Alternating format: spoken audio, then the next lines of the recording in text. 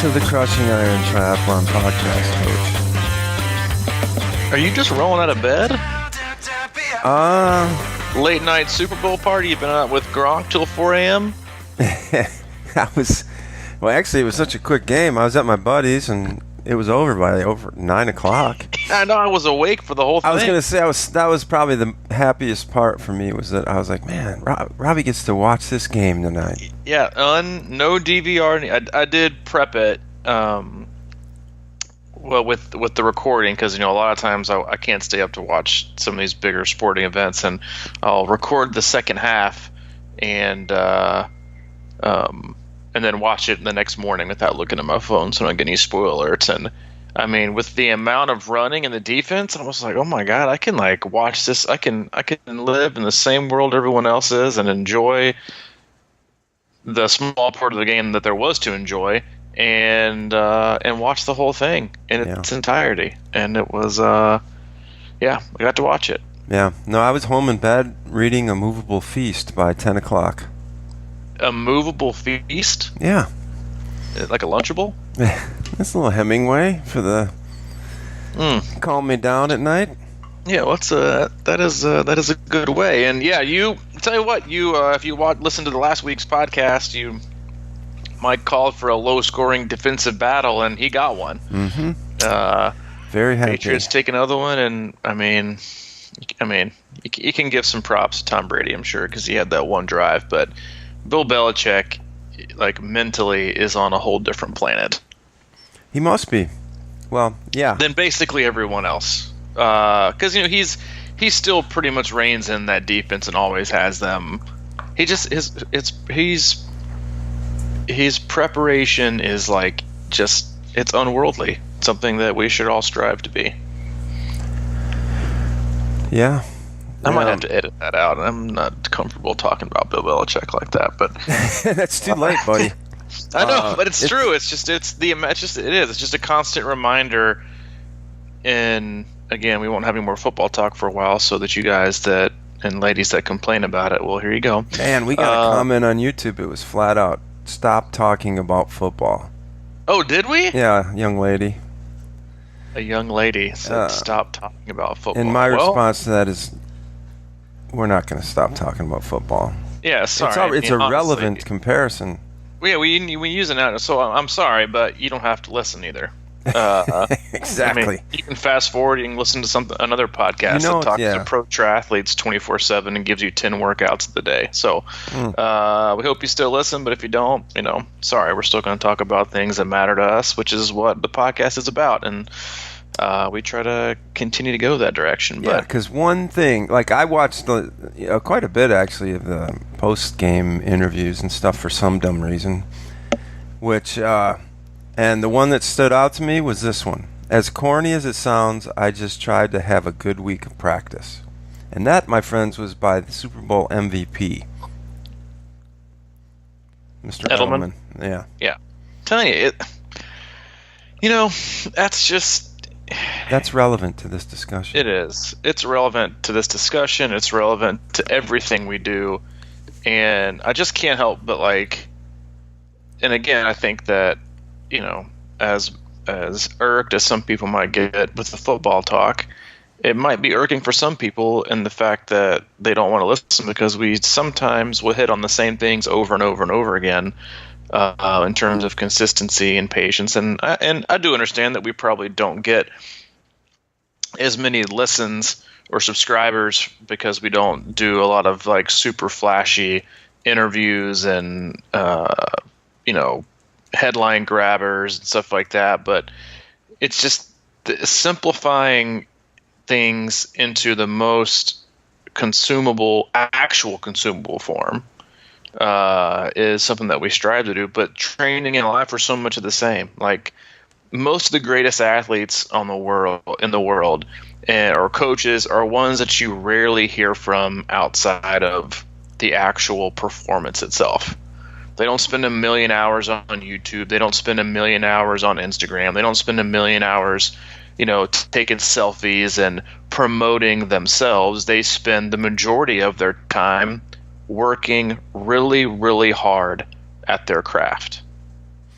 and every detail matters to them. They have a great why and they have a great want. And if you can put both of those together, then you usually get exactly it is that you're striving for. And I think it's tedious. I think it's difficult. I think it's it's funny because so much of what teams like you can go all across the board, like even the Alabama lost this last weekend, but you don't hear much about it's not like a big of course Nick Saban's not like this, a big rah guy. Bill Belichick, same way. Greg Popovich, same way. It's like some of the greatest coaches and some of the greatest athletes, like they spend the majority of their time working really, really hard. And they don't have time for it's like people want to be, it's because it's easier. I think it's easier to post and to talk and to act like and prepare to work and to do than it is just to work. And it's not glamorous, and it oftentimes goes unnoticed because in the world we live in, you can get noticed for basically doing absolutely nothing but looking a certain way and wearing a certain type of clothes and posting on Instagram and hashtagging 24 hours a day to get followers that don't even know you or care. You can get more accolades from that and more followers and more views and more whatever than you can by just not doing it all and quietly doing your work and performing well. Like there was a really good thread I read on Twitter from Sarah True, who is I think she got 3rd or 4th at Kona this year, who jumped up from ITU in 70.3s, and she was talking about how a lot of professional endurance athletes, when it comes to getting money outside of what they win in races, which is not nearly what you would think it would be, their sponsorships and the marketing stuff, they compete with bikini model beach girl who doesn't do anything, but probably has like a chocolate covered raisin and an almond the entire day, but posts pictures of herself laying out by the pool in a 2-piece with her bottom, like her bottom stuck up her butt crack, with like a snorkel, some fins, and a kickboard, and she'll get like 6 billion likes, which I'm sure 75% of them are from Billy living with his mom in the basement playing a Sega Genesis and bots, and bots, but they get all the views. And so when you look at like marketing and sponsorships and companies, like they'll give dollars to them or something because they get more views versus the people who actually are out there working hard and spending a lot of time at their craft, and they just don't get the same. And so when you look at it, it's like you can't be unfazed by it. You have to try not to, but you have to understand what what you're doing. And if you're working really hard at your own craft and you're watching it grow and you're watching things come together, then you just really shouldn't give a shit about anybody else except how your thing is going. And if you're focusing on it and you're doing the right things and you're working really hard, then you should be you should be fulfilling yourself with what you're doing versus what you think the world perceives that you're doing. And that's always the tough one, right, man? It's we're all like fighting, I think, that desire for attention on some level. We all, I've always been one of those guys that kind of likes attention until I get it, and then I'm uncomfortable in some ways. So it's the goal for me is to be comfortable posting my workouts or what I do in Training Peaks, and basically nobody sees them in there. It's just sort of when I'm going good, that's where I get excited just for myself to kind of mark down my workout or upload it for everyone else. But you're so right. This constant seeking of something is really weird, man. It constantly goes, and that's why I was so refreshed to see Edelman last night when he just didn't really want the attention. You could tell. I mean, he was uncomfortable with it, and if you saw him, he was the first guy out of the tunnel last night. He just sprinted right out to the field, and like everybody else kind of jogged, and he was just ready to go. He knew what he wanted to do. He had his game plan down. He had, like you said, worked on the details, and he just wanted to show and win. And along the way,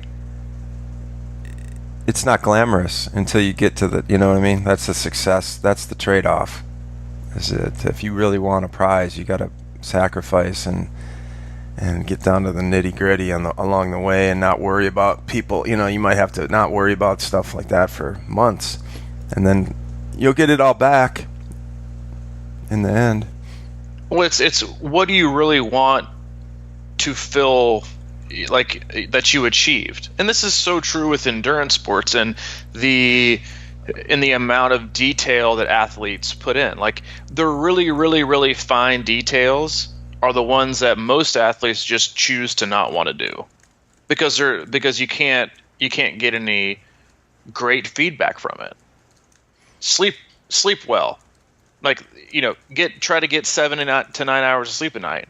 You know what people get like applauded for these days?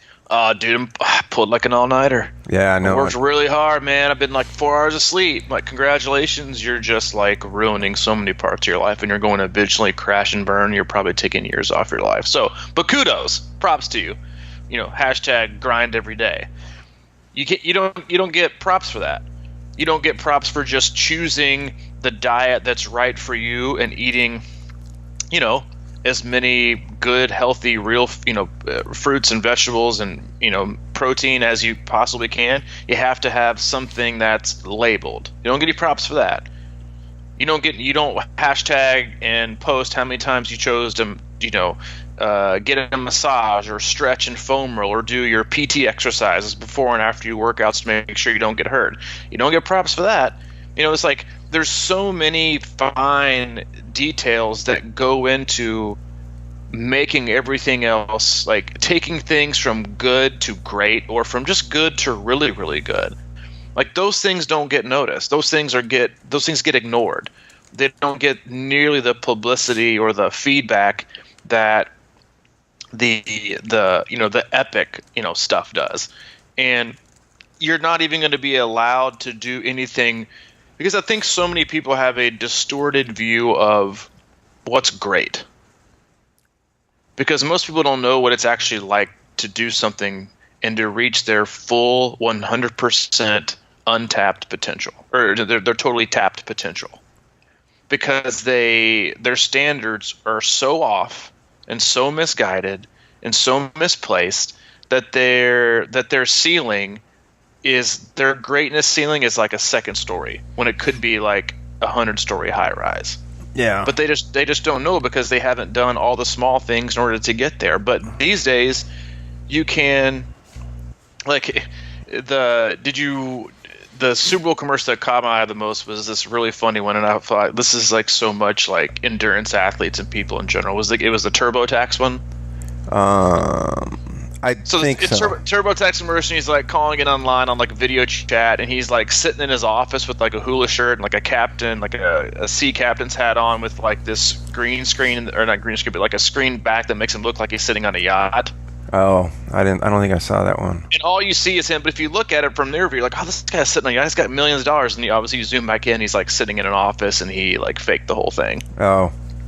But it's all about perception. But to get back to, and the details is actually what I wanted to talk about last Thursday before we just, you know, went on our usual hour-long tangent of only getting through one topic, in how, like, the pursuit of because I think here's where athletes struggle the most when it comes to details, is a lot of athletes get enamored with details of analysis of data, and that's where they feel like the majority of their time or their fulfillment should be and is from, is this details within the data. But that is usually the end result. It's what gets you to the end result that most people don't pay enough attention to. So last Tuesday or Wednesday, I think, I spent like an hour on the phone with an athlete who lives on the other side of the world, She's a former pro athlete. She's won 3 full Ironman, like big Ironman branded races. So she's a former pro, and we're talking about working on her swim. And we're talking on the phone, and she's obviously a much more accomplished athlete than I am. She's accomplished a ton in her career, more than anybody else that's probably listening to this podcast has or will. And she's not competing on the professional level anymore, but we're talking, and she's taking notes. And all I could think of was, that's why you were able to do what you did. Because even at this stage of your athletic career, even though you're still not racing professionally, you're still trying to find ways that you can do what you're doing better. And it's that kind of, it's not so much the attention to detail, it's the almost like obsession with no stone unturned. Right, and that's the Belichick thing too. It is. It's like I'm doing it really, really good, so I have to keep doing it really, really good. But can I be just a little bit better? And most people, it's in order to be better, I'm gonna have to do this huge shiny, like I'm gonna have to do a million things different. Versus if I'm doing really, really, really good, maybe I only need to do this small thing differently, and it might make the biggest change. And it was just really, really impressive to me just to have that kind of internal desire and motivation and commitment and just self-dedication to your own craft.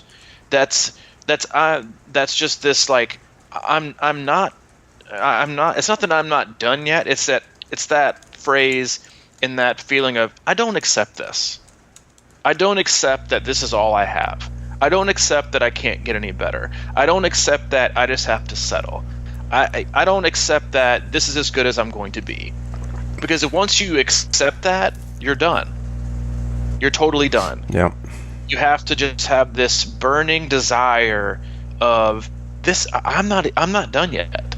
So what can I do to fuel that flame in order to keep me going and really try to and I think it's like it's just as much like emotional and physical as it is mental, of like a obsession to detail that is, I just like to figure out if I can be better and fix this. And most athletes, a lot of athletes really struggle in that department. Mm-hmm. There's the other thing we have in today's society, I think, is that there's just so many opportunities to have awesome stuff and in my work, in my previous work, mainly with the video stuff, there's so many people, I learned how to shoot video, and I learned how to edit video, and I learned the basics and nuts and bolts of it and the ins and outs and how things work really on a deep level. And now there's so many programs that everybody can shoot video and everybody can sort of edit things, and everybody can, so it's like we have this ability to reach out and grab things that sort of make us look good. Mm-hmm. And that happens a lot, I think, in triathlon too. It's like now everybody has access to power meters and aero suits and the best bikes, and the way the world has evolved, it's just making more and more of this stuff accessible. And I think so many of us lean on that because it can be kind of a quick, easy sort of way to flaunt or throw things out there that make it seem like we're paying attention to details or whatever the case may be. But nobody's out, it's easy to go buy a new bike and power meter and kind of like you're saying, pay attention to looking at the, understanding details. I used to work with a guy who knew everything about cameras, and this is sort of on the other side of the coin. He knew everything about cameras, like he knew how to build a camera. And then he was a photographer at my station, and whenever we'd send him out on a shoot, his video would come back looking like ass. I mean, he seriously knew everything technologically about everything, but he just could not shoot video. And it would be unwhite balanced, and it would just be not, lit well. There was all kinds of problems. And so, but, he loved talking about how to do this, and he could tell you how to do everything, but he couldn't do it. And I think it's because he never worked at it. And it's sort of like with all the gadgets we have in triathlon and you still got to ride up a bunch of hills. You still got to pound it out there. You still got to go do the hard little things that don't show up. And I think it's just, it's so easier to kind of like that guy, like that commercial, is sort of like make it look like you're really doing something impressive, but deep down you're not, that you don't really have a true understanding of what's going on. And I think, and to your to kind of piggyback off that, I was reading it, and this kind of goes with the same breath, was that it's like, what stimulates you as an athlete? Yeah. Because now I was reading this article yesterday about why there's this overarching like obsession with feeling like we have to always allow our kids to be stimulated. And it was basically just an article about why you should let your kids be bored.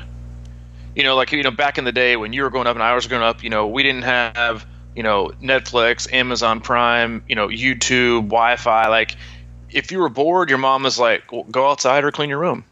Like, you were just like kind of left to figure it out. Like, okay, well, if you don't want to be bored, then go be unbored, and go figure out something. And now, especially as I think, parents and all, it's like we have this obsession with being stimulated, but that doesn't necessarily mean you're not bored, because what are you really getting out of it? And as a parent, it's something that Allie and I struggle with. It's like, where are our boundaries? What do we try to do? Obviously we'd rather do, take our kids out, outside, do something, but it's okay. Well, you want to do this thing. Well, why don't you just figure out to do something? You don't need to just shove an iPad in front of your kid's face if they're bored. Let them figure it out. And this was the kind of the article. It was like, let them become creative. Let them, let their mind wander. Let them, because most article was saying like you're just stunting your kids' ability to be creative and explore by giving into this immediate impulse that is, I have to have a screen in front of my face. Yeah. And I think as athletes, the first thing that as a coach, now that is so much of the sport. What else can I buy to stimulate me? What else can I use to help jumpstart me? You looked 5, 6, 7 years ago, like you still didn't have near as much stuff as access, especially to like, virtual stuff as people have now. There's always this obsession with, I need more stimulation. I need more stimulation. I need more stimulation. Where the root of it is, what are you really working hard towards? And do you need to, does the data or the gear or the purchases, does that stimulate you within your triathlon, hobby, career? Does that stimulate you more than doing a workout by yourself with maybe just music in, or even no music, and just doing it? Does that which one stimulates you more? Well, I don't even know if it's the case. That stimulation word is a weird one, because it and I don't want to sound like, and I'm really trying to fight this actually, because I think that this, kids today are getting so much, stimulation from, like you said, screens, and I'm trying to just understand what it means, because it's like when they're not doing any like motor skill, or it doesn't seem like they're doing a lot of motor skills or stimulating themselves, like stimulating the centers of, or the pleasure centers of your brain. You know what I'm saying? It's like how do we not always like spike our stimulation or like get motivated, or just how can we have like a lower, duller level of stimulation, or just contentment like we talked about, or something that feels pleasurable, or thinks that it lines up with who we want to be and whatever. But yeah, your point is excellent. It's like what can you do to make something that feels like or sounds like work seem stimulating or pleasurable, instead of always having to, hit that high end of stimulation, and it creates an imbalance. And that's what scares me, is that if you always want that big rush of like, yeah, this makes me feel good, without doing anything, I think that leaves us in a weird spot. I mean, I've been there many times. It's easy to reach for a cookie or 10, like I had last night at that party. But that's how I think of screens. Instead No, of, it is. And I think it's not stimulating you. I think it's the opposite. It's dulling. Mm. What Well, you're, yeah, in the what you're long run, I absolutely agree. I mean, it's like, to me, it's like it's a censored, acceptable version of porn. Yeah. Well, yeah. That's what it is. I mean, because when you listen to like people who have like addiction to pornography, like they watch this so much stuff that their interactions in real life to them are nothing. Yeah.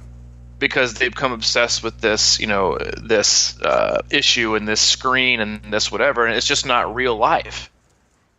And then you come back and you look at ourselves as humans, and you're like, well, our obsession with Instagram and Facebook and all these things about and what things look like, it's no wonder that there's like a huge rise in and this is the way I've taught it, but like in suicide and depression, all those kind of things, because you look at this and you're like, wait, my life isn't like that. Like, what's the deal? Yep. And you like start to decredit. You're like, oh, I just need more stimulus. I need more things. I need more things to be excited about. So I need to get this. I need to buy that. I need to buy this and buy that. I need everybody to know about it, and then I can feel better. And it's just not there. And so when you look at how you train and how you perform and what really gratifies you, maybe that's a better word for it than stimulus. It's what kind of, like, what level and how deep is the gratification and the fulfillment that you get. And I think it's a good exercise, honestly, to do as an athlete and look at the removing of certain devices or objects within your training to figure out, well, what's really motivating me the most. And if I lose this, then, like we were joking about it on a thread I created in our closed Crushing Iron Facebook group last Friday, that had some really great one-liners. You could probably use it as a podcast, but it was like, name some sentences that you will never hear a triathlete say. And one of the ones I put was, I got on my bike and my power meter wasn't working, but I still went ahead and I did my intervals and I nailed my workout. Mm-hmm. And because most athletes, like, and this is like super common with smart trainers and power meters, like, oh, my power meter died, so I just kind of coasted in.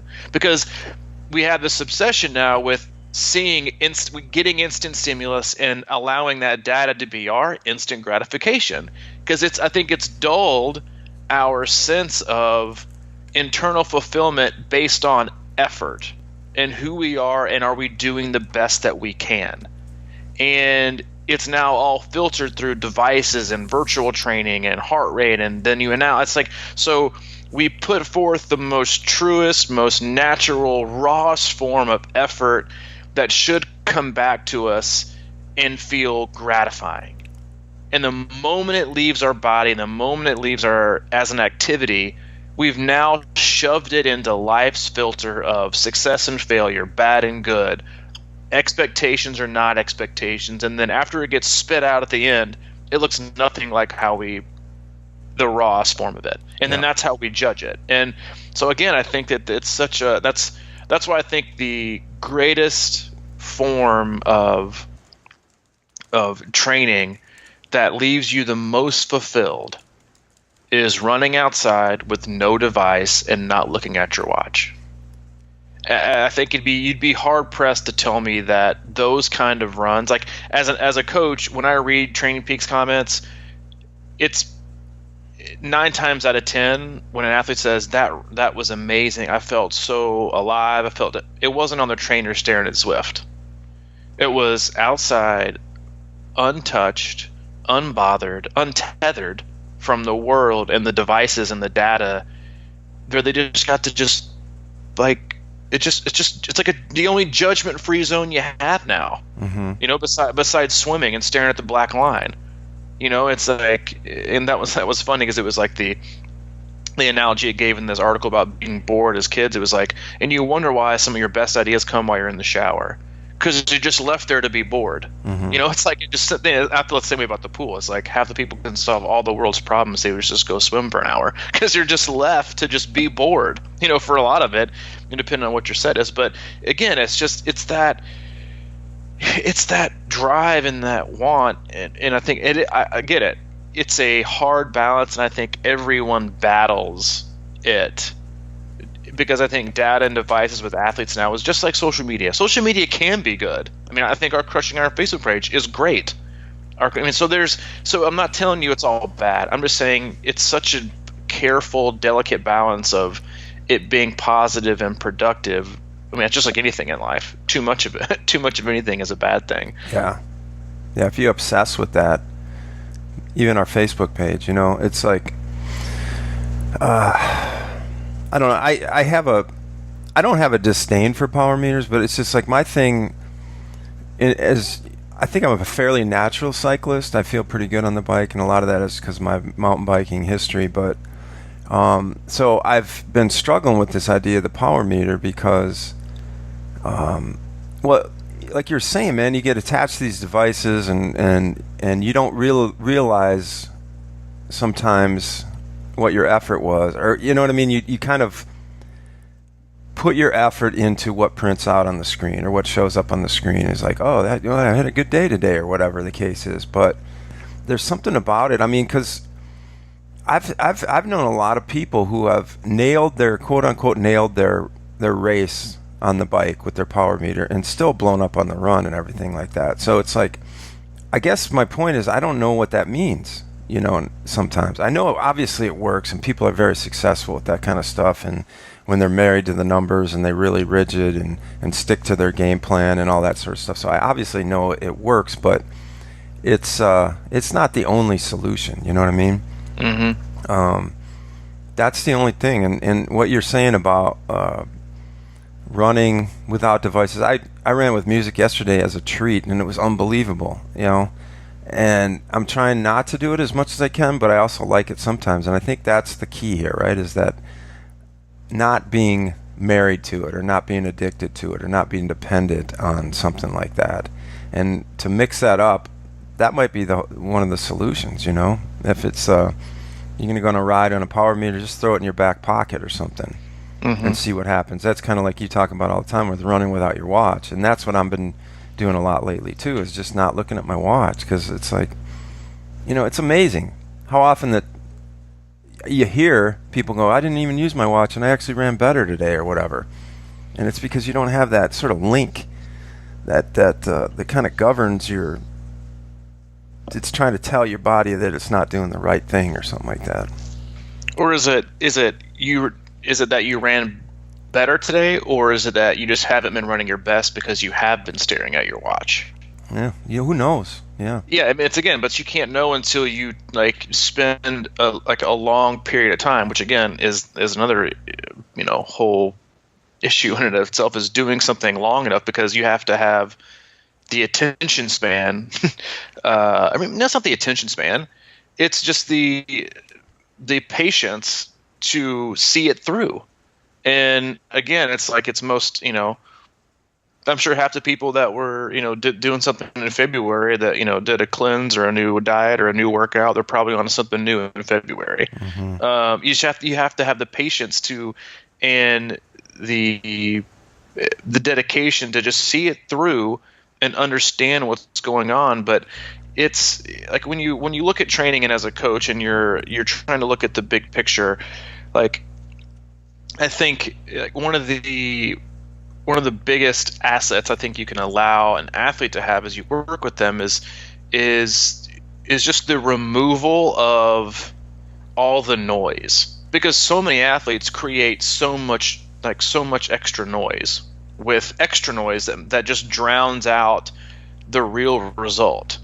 Because now, again, like with so many things you can look at, like, athletes will determine if their workout was a success or a failure almost immediately when they're done. They'll comment as such in Training Peaks. Mm-hmm. And so they live everything as, this is a success or failure, this is not. Instead of, this was just simply a building block towards a bigger day and a bigger event down the road. And so when there are two distinct personalities and approaches with training, and I work with both with types of athletes that are deeply entrenched in the big picture, with an understanding of, this is just a day. a day to set up or a day to do my best that will hopefully set up tomorrow, that will lead me on, this training trail to my end destination that is far down the road. The amount of pressure those athletes put on themselves on a day-to-day basis is in dark contrast to the ones that see everything as a pass or fail, who have to take 3 days off because they're sick, and it's like, I lost all my fitness of everything for the last 10 months after 3 days, or I missed, or I didn't do as well as I thought I should do in this workout, so I'm not doing good. Their inability to not be self-critical and to beat themselves up and to not jump to conclusions is so different. And the athletes who judge themselves daily have a much higher rate of panic, and a bigger and a much higher rate also of burnout, or never feeling satisfied, or never feeling good enough. It's a totally different mentality, and that's why it's a really hard shift as a coach to get athletes to, and you can see it happen when, as a coach, I can almost always see it with an athlete because they just get quiet. They are data, and then all of a sudden they stop asking a lot of questions. They stop overanalyzing and making negative comments in their training. They just almost go into like autopilot, and they never miss workouts, and they hit every day, and a lot of times they don't even comment.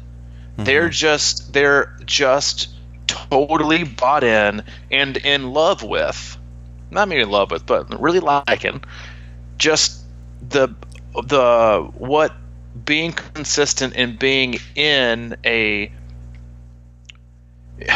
I think, and maybe like say it better, is they love the feeling of being in development.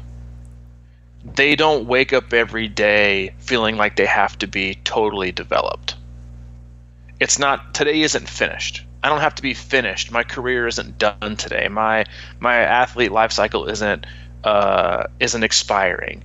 Today is just part of my overall development into the best athlete that I want to be, or that I can be, or that I have the time for. Again, huge mentality shift. The best athlete that you can be, the best athlete that you can be with the time that you have, versus judging yourself with, Timmy John Sue, who might have 26 hours of availability, no kids, and a stay-at-home job with no dog and 2 plants, versus, triathlete Tim, who's got a wife, 4 kids, a booming business, and can only fit in 10 to 12 hours a week. And so, again, it's just about how you think. And I know that sounds, it's both simple and incredibly difficult all at the same time, especially if you've been a person who says you're obsessed with data, even though you most oftentimes I've found they can't even tell me what they're looking at. Or just waking up, I want to get better, and I feel like I got better today because I worked hard. Mm-hmm. I worked hard today. Yeah. And if that can't fulfill you, then you have to question yourself if you're ever going to be fulfilled. Yeah, because working hard is a relative term too. And I mean, I think we all know people, including me, who have done this. It's like, how many times have throughout our lives have we said, oh man, I got to get in shape, and then I got to start running. And then you feel good today, and you go out and you haven't ran in a year or 5 years or 10 years, and you go out and run like 5 miles out of the blue, and then you're sore for the next week. Mm-hmm. Or lifting. I mean, I've done this probably a dozen times. So I got to start lifting tomorrow, and I go and I'm like, I feel it. I'm just throwing around weights, and you just like pushing your, and then you can't even move for like 2 weeks, and of course you give it up. So that's the way I think about it too. Is like what you're saying is really important, because you can't go outside of who you are. And I think there's an important part about respecting yourself and who you are at the time and what kind of shape you're in. And there's a self-love there that says, hey, I'm okay with going out and walking for a few weeks or a couple weeks before I start running if you haven't been running, or I'm okay with that. I think the key to all this stuff, and we talk about it all the time, is, you know, it sort of kind of spawns off of that running slow thing.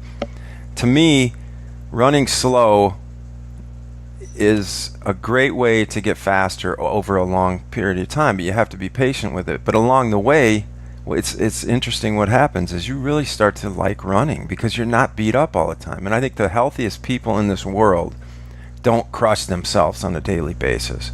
And that's like the biggest tendency, especially if you're training for something like Ironman, that you can get into that rut, start doing stuff, and every day it's like you got to just pull every ounce of everything out of your ass just to go work out all the time. That's a bad cycle. And it's a quick way to being a one and done or wanting to give up the sport. I mean, I went through it kind of my first year. I mean, I started, well, you know, when I started running finally at 48 years old, I never had really been able to run because of what I just said. And I started that Couch to 5K program, and I said that was the best decision I ever made, was that I said, I am sticking to this plan to the letter. I'm not going to go out and, you know, run another mile if I feel good or whatever the case may be. In the first, you know, day or first week, all we did was walk a minute and run a minute or something like that for 6 times. And then we walked for 5 in to cool down. And I was like, wow, that was super easy. And then I went back and I did it again and again. And the build-up was nice and slow. And I looked forward to going every single time until I ran my first 5K. Yep. And then the switch flipped in me. I was like, well, I got to keep this going. I'm going to go run a 5 miler next week, and then I'm going to run a 10 miler, and then I ran a half marathon like 3 weeks later, and I was sore for 2 weeks, and somehow, luckily, I got through it. But I was sore for like most of the summer because I was never out of that sore phase. You know, I had dug such a deep hole. Yep. That it took triathlon actually to get me out of that running problem. And I started riding a bike more, and it gave my legs a break, and I wasn't like always going, well, eventually hopefully the soreness will go away. And it sucked. And triathlon actually saved me because I was really enjoying running for a while, and then I started hating running. And then I started doing swimming and riding, and it kind of broke things up. But the lesson there was that you just have to be respectful to your body and do things to the right levels, or you're going to always be in a hole. And that's, I think, ultimately what makes it so hard. But if you're in good shape and you're going out and doing something within your current fitness and sticking to that and then getting done, actually feeling good, imagine that. Yeah, I feel good all the time when I get done. Well, yeah, I mean, respect your body physically, but I mean, I think the most talked about aspect is also, you know, why don't you treat your thoughts and emotions respectively too, instead of always having negative self-talk around so many things and so many activities that you do because it's just not good enough. You know, like, so tell me, what is good enough? Or because what most oftentimes happens, okay, well, tell me, if that pace wasn't good enough, then what would have been good enough?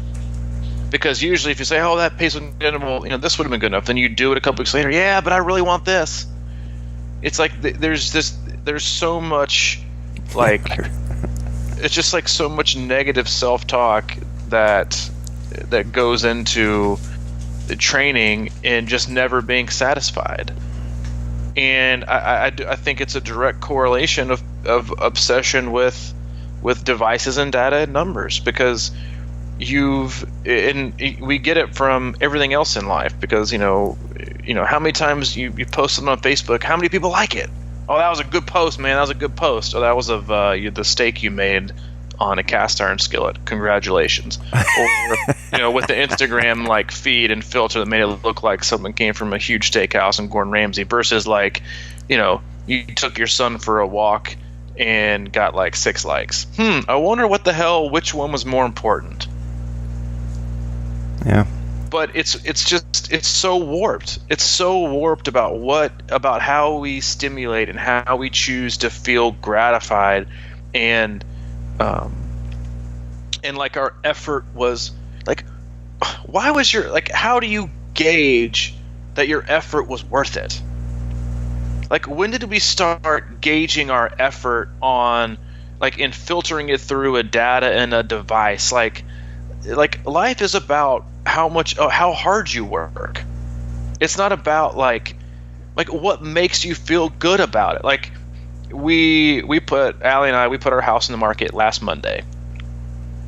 Huge whirlwind. It was like we were gonna wait, but we ended up putting it in the market. So starting Tuesday, we started like having showings, and like if you ever like sold a house before, you obviously take way more care of it knowing that you're not going to live there than when you are going to live there. Yeah. It's totally weird. Like everything's spotless, everything's clean. Like you walk in, you would have thought like a serial killer lived here. Like shirts are in order, everything's stacked perfectly. It was like everything was in perfection, and your life's in upheaval anyway. So Friday, it was kind of later. Friday, I had some extra time, so I ran to the store to get some food, and we were having our first open house this last Saturday. So big deal, and house gotta be perfect, and it's the winter time, and you know me, like in the spring and the summer, I put some work in to the yard. Oh yeah. And for me, and I think this is true for a lot of people, there's always this other area of your life that if that's going great, then so is your training. And for me, it's usually my landscaping. But in the wintertime, it's like, I can't mow the yard. I mean, I can, but I'm just going to be, mowing air. And, but we had some plants die, as they usually do in the wintertime, and we could use a little bit of mulch. And so I told I was like, babe, I'm like, this Home Depot gift card's burning a hole in my pocket. I think I'm going to run over there. Thank you, Scott Harrell, for my Christmas gift. But she's like, yeah, just do it if you want. So I sprint over to Home Depot. I got mulch for the front yard. I got new winter, plants that are made for winter with a little bit of color. I was like, I just want to go this like extra mile, because the landscaping for a house, if you're going to sell it, it's the first thing you see and the last thing you see. So I feel like it was important. Mm-hmm. So I'm pulling out of Home Depot, and Allie's like, hey, we just got an offer on the house, so just you can put it back if you want to. It's like, I already bought it, I'm already leaving. I think I'm just going to keep it. So we get home the next morning. She's leaving and going to trail run. It's just me and Hayden chilling at the house, trying to make sure we don't burn it down before the open house. And she was like, just take it back, and she's like, you know what? I was like, she's like, just do it if you want to do it. Mm-hmm. I was like, good, because I want to do it. And I knew that like we probably didn't have to, but for me it was like, I like doing it, and I just want to feel like I'm doing everything that I can. Yeah. Like and then it's funny because it was definitely a little more chaotic to do with Hayden and get it all in before the open house and not screw it up and explode mulch in the garage but anyway, we did it, and then the people who ended up coming like the next hour was the second offer we got on the house, and ultimately the one we accepted. But obviously it wasn't from the landscaping. But that was just, for me, as an example, it was just like, I just want to feel like I like the effort. Like I felt like I did really good, and it had nothing to do with like the result, because we had already had an offer on the house. So it had nothing to do with, am I going to get an offer? It was, I just want to do it because it makes me feel good. Mm-hmm. And I like that feeling of doing it, because just for the sake of like, I wanted it to be nice, and my effort was I guess my intent was, I want to feel good about it, and so I did it anyway. And I think that if you take that aspect into your training, it's like, I just want to feel good about it. And if you can work hard and you enjoy it and put the smile on your face and you feel fulfilled at the end, like, man, I did a good job, regardless of a expected outcome, then those are the kind of things that are going to make you feel really, really good, I think. And the more you can do those with training, is so much. It's going to be so much more sustainable than not being fulfilled and always judging yourself day in and day out. Yeah, it's the little things, right, that maybe nobody is even going to know about. And yep. It's kind of like a single guy folding his underwear. That might be mine, actually. Things are going good in my life when I'm folding my underwear drawer, and nobody ever will ever see them. Ever. Yeah. I was just thinking about that. Can you imagine if who do we think is really hard workers that probably nobody ever thinks about. It's like farmers, maybe farmers out there. It's 5 a.m. working all day, and imagine if they had like Garmin's or like work data for how hard they were baling hay and all kinds of stuff like that. They just go do work, and feel good about it, and they get tired, they eat at night and go to bed. And it's just sort of like, but it's so unglamorous, to not. I'm sure there's farmers out there that post Instagram stuff all the time, but it's glorious. 84 hays baled today. Yeah, like this sunset shot of a combine flowing through the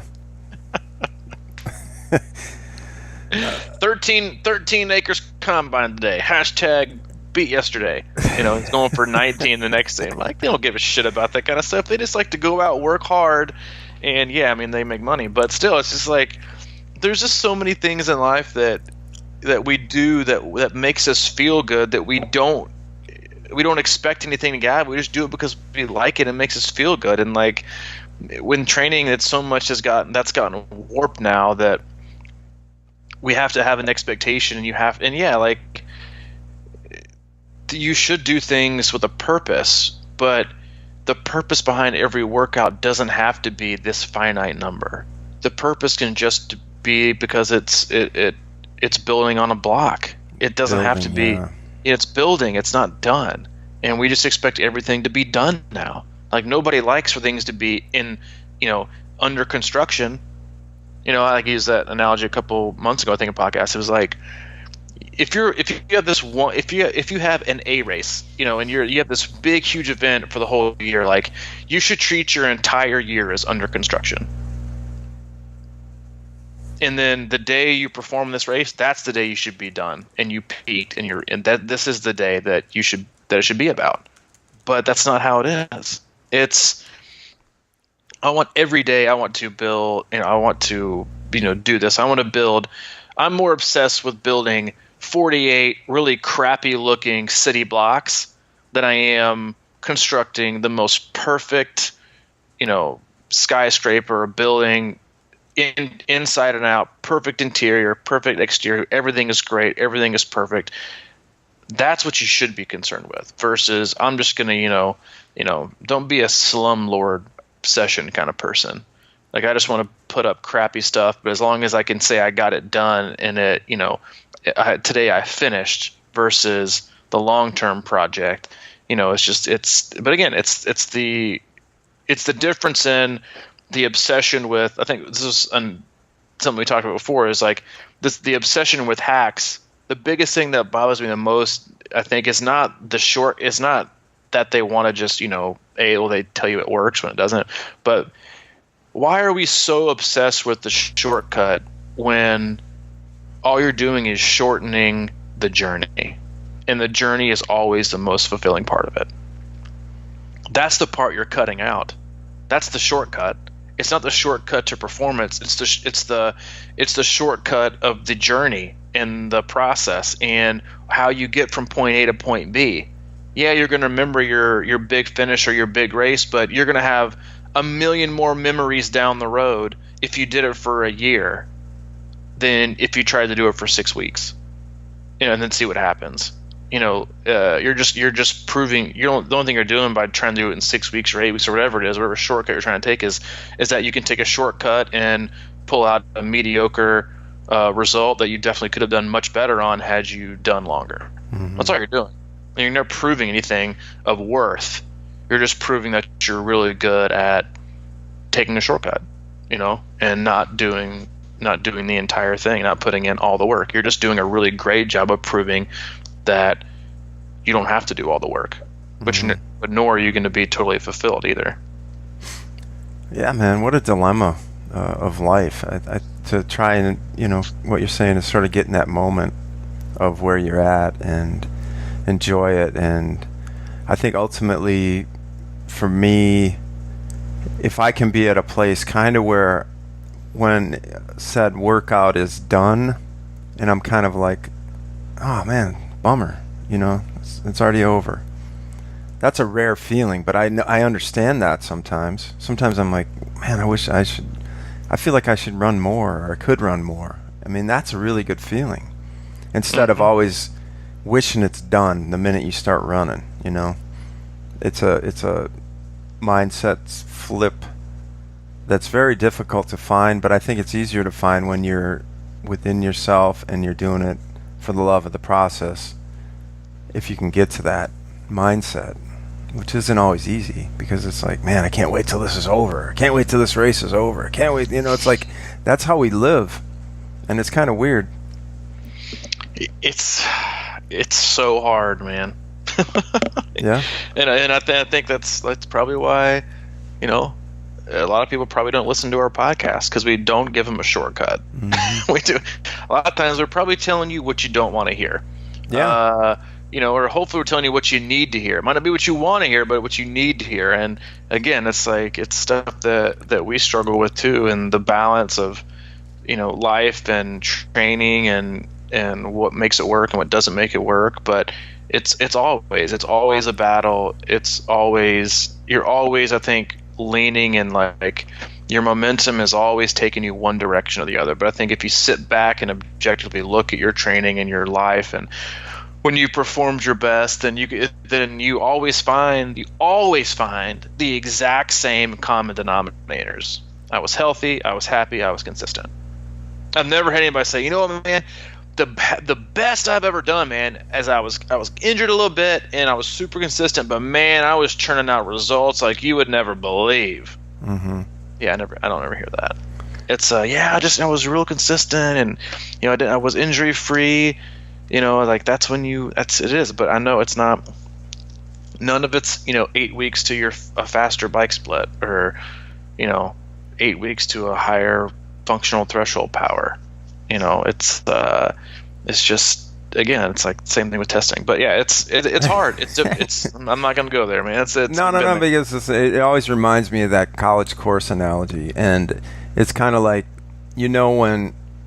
when you start thinking about cliff notes all the time, that you're getting in trouble. That's towards the end. It's like, man, I need to find the cliff notes for this. I need to find it's like, yeah, you can pull it off, but it always is way more stressful than if you just do the homework along the way and study for the quizzes, and you're just up on it. Those are the guys and girls that don't fear the final like I did. I was like, oh shit, I got 48 hours to learn this whole semester. It's like, I could pull it off maybe once or twice, but it's going to be a nightmare.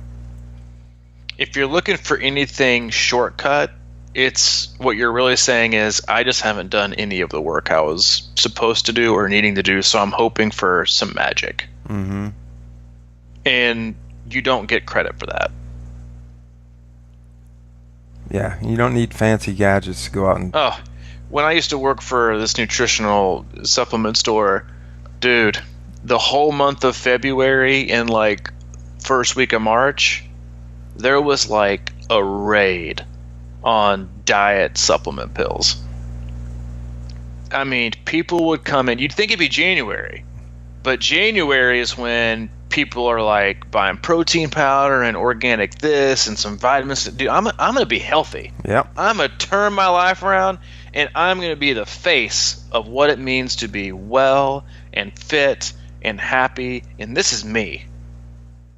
And then a couple months later, they're like, dude, I have totally not done anything, and I got spring break in 3 weeks. I look good in a bikini or a Speedo. I need some ephedrine, or I need some hydroxycut. Can I get 2 things of that? And I'm gonna start taking these diet pills for 2 weeks, and only eat oranges and stuff like that, and see what happens. I'm like, dude, first of all, none of this is gonna work. But that's what it is. It's the obsession with. Not the obsession. It's just I just haven't done any work, and I'm just hoping that I can get this quick, magic pill to make me look and feel better. Even though it might make you look better, definitely will make you feel better. But it is. It's how long. I always tell athletes who have not been working out for a while, and I start working with, or take a long break, or coming off of an injury, or whatever it is, and they're like, yeah, I'm just not where I've lost a lot of fitness, or I'm not where I should be. And I was telling them, well, if you wait another day, you're just going to be farther away. That's good. And most athletes they'd rather wait. Yeah. Wait till they're ready. Good God. I got to be in shape before I join the gym. I'm telling you, got to be in shape before I join the gym. Yeah. Yeah. Don't wait, because it's already too late if you're already waiting.